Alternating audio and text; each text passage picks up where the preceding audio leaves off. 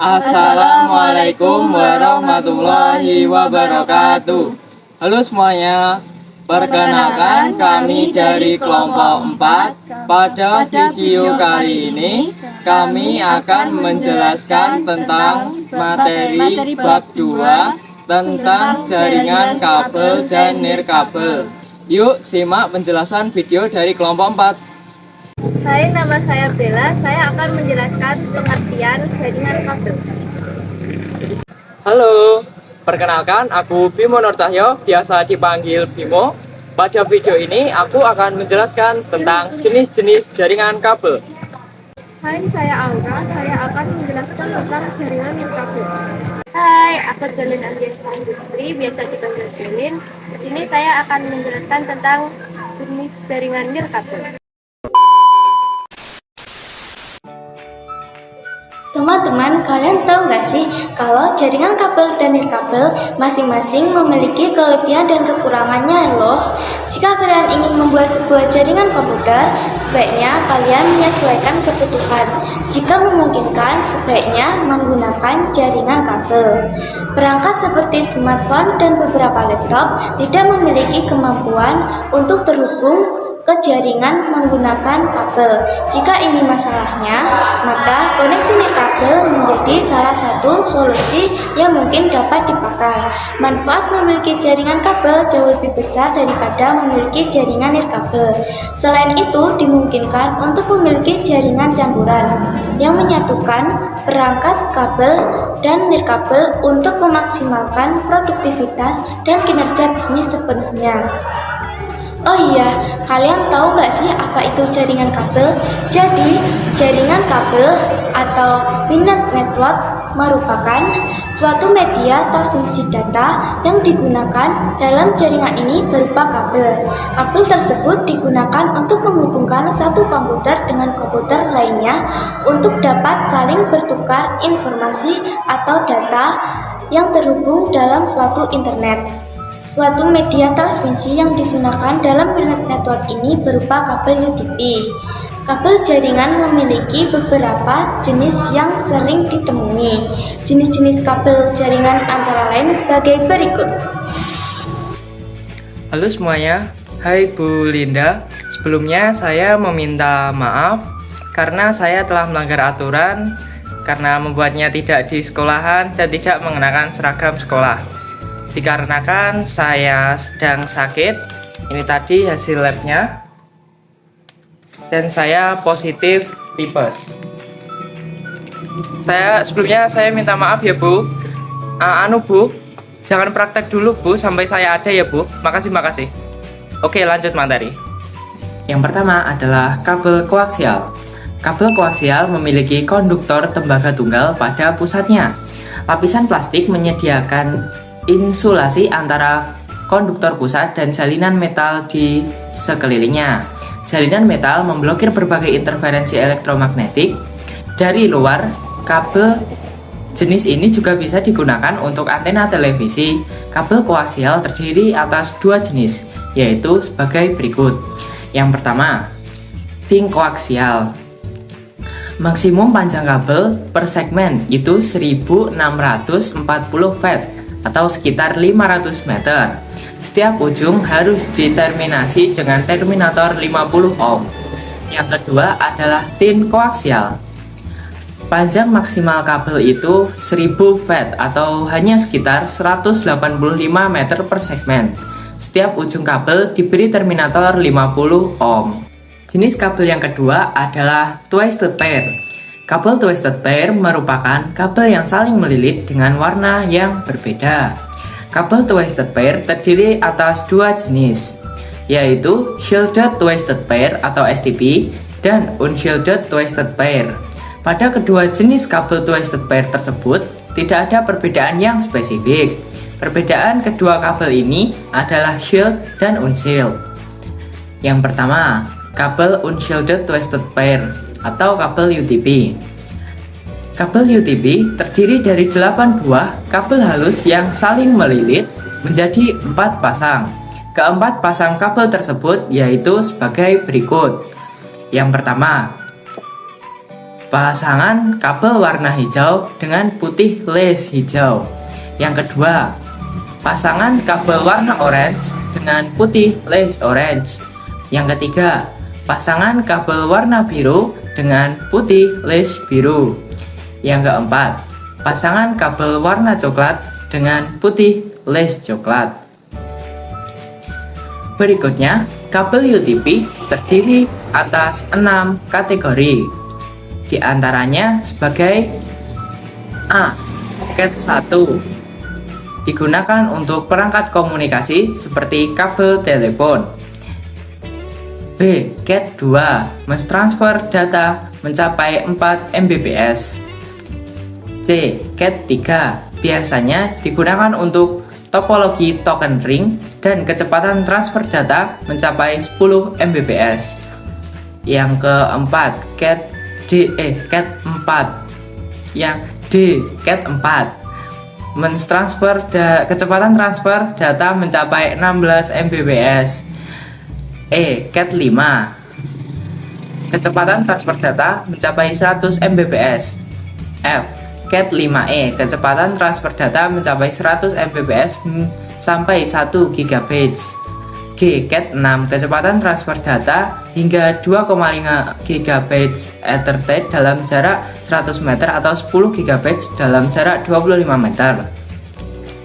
Kabel UTP juga memiliki standarisasi dalam pemasangan sesuai urutan kabel.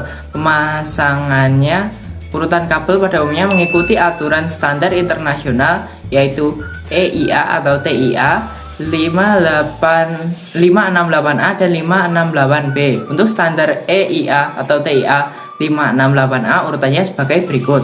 Untuk urutan pertama putih hijau, urutan kedua hijau, urutan ketiga putih oranye, urutan keempat biru, urutan kelima putih biru, urutan keenam oranye, urutan ketujuh putih coklat, urutan ke-8 coklat.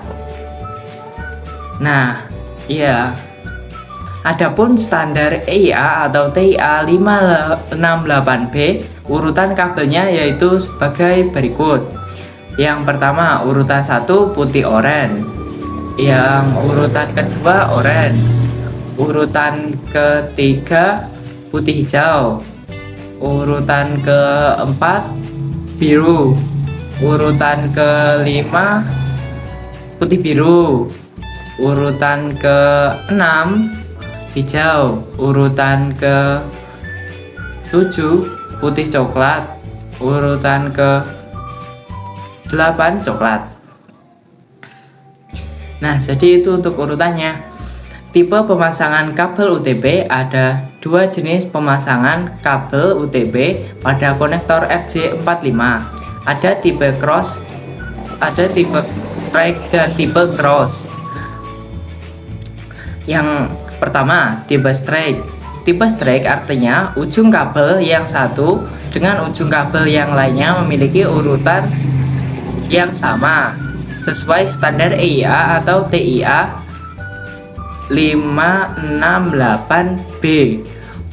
Tipe ini digunakan untuk menghubungkan antara PC ke switch, router ke switch, router ke hub, dan PC ke hub. Yang kedua adalah tipe cross. Pada tipe ini, ujung kabel yang satu menggunakan urutan standar EIA atau TA 568A dan ujung yang satunya lagi menggunakan urutan kabel TIA atau EIA 568B. Tipe ini digunakan untuk menghubungkan PC ke PC, switch atau hub ke switch atau hub, dan PC ke router. Yang kedua adalah kabel Shielded Twisted Pair atau STP.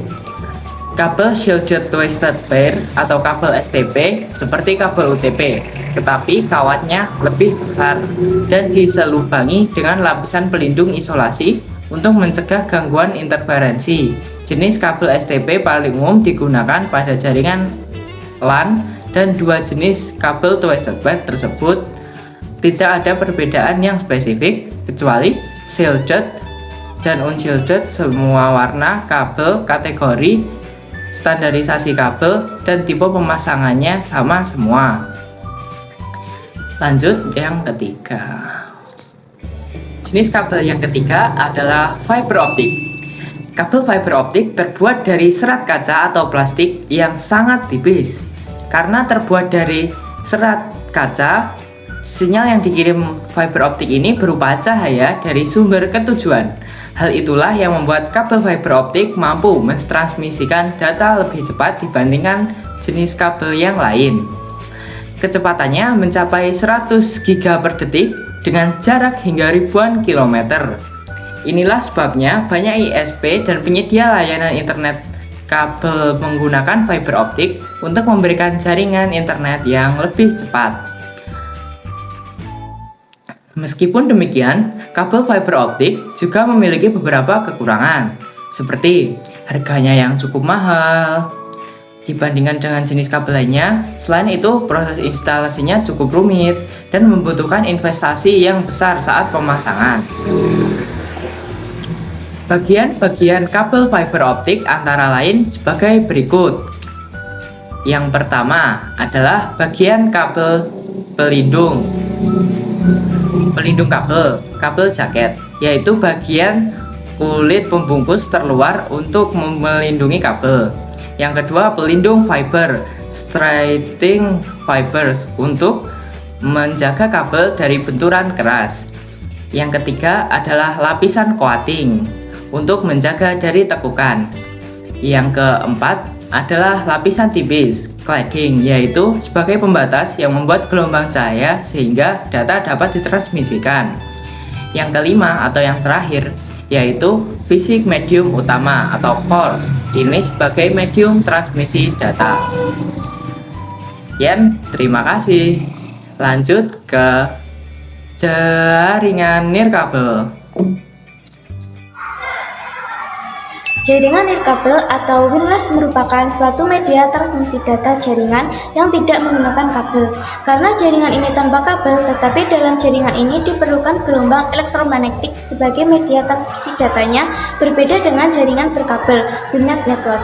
Jaringan ini tidak menggunakan kabel untuk bertukar informasi atau data dengan komputer lain, tetapi menggunakan gelombang elektromagnetik untuk mengirimkan sinyal informasi data antar komputer, merupakan suatu media transmisi yang digunakan dalam antar komputer satu dengan komputer lainnya. Wireless adapter merupakan suatu media transmisi yang digunakan dalam wireless network. Contoh penggunaan teknologi nirkabel ini banyak kalian temui dalam kehidupan sehari-hari, misalnya mikrofon, speaker, bluetooth, siaran radio, bahkan satelit. Tentunya masih banyak yang lainnya. Wireless teknologi ini dapat berjalan dengan sempurna karena sudah diberikan inovasi dan improvisasi dengan cara menghubungkannya dengan jaringan internet Wi-Fi atau WLAN. Teknologi jaringan nirkabel juga mempunyai banyak jenisnya, yaitu sebagai berikut. 1. Wireless Personal Area Network. 2. Wireless Local Area Network. 3. Wireless Wide Area Network. 4. Wireless Metropolitan Area Network. Wireless LAN terdiri atas 3 komponen, diantaranya sebagai berikut. A. Access Point (AP). Pada WLAN, alat untuk mentransmisikan datanya disebut access point dan terhubung dengan jaringan LAN melalui kabel. Fungsi access point untuk mengirim dan menerima data, seperti tukar data antara WLAN dan wired LAN, serta mengonversi sinyal frekuensi radio RF menjadi sinyal digital yang akan disalurkan melalui kabel atau ke perangkat WLAN yang lain, dengan dikonversi ulang menjadi sinyal frekuensi radio. 1. Access point dapat melayani hingga 30 user. Jika semakin banyak user yang terhubung ke access point, maka kecepatan yang diperoleh setiap user juga semakin berkurang. B. Extension point untuk mengatasi berbagai problem khusus dalam topologi jaringan. Desainer dapat menambahkan extension point untuk memperluas cakupan jaringan. Extension point hanya berfungsi layaknya repeater untuk klien di tempat yang lebih jauh. Syaratnya agar access point dapat berkomunikasi satu dengan yang lain, yaitu dengan cara setting channel di masing-masing.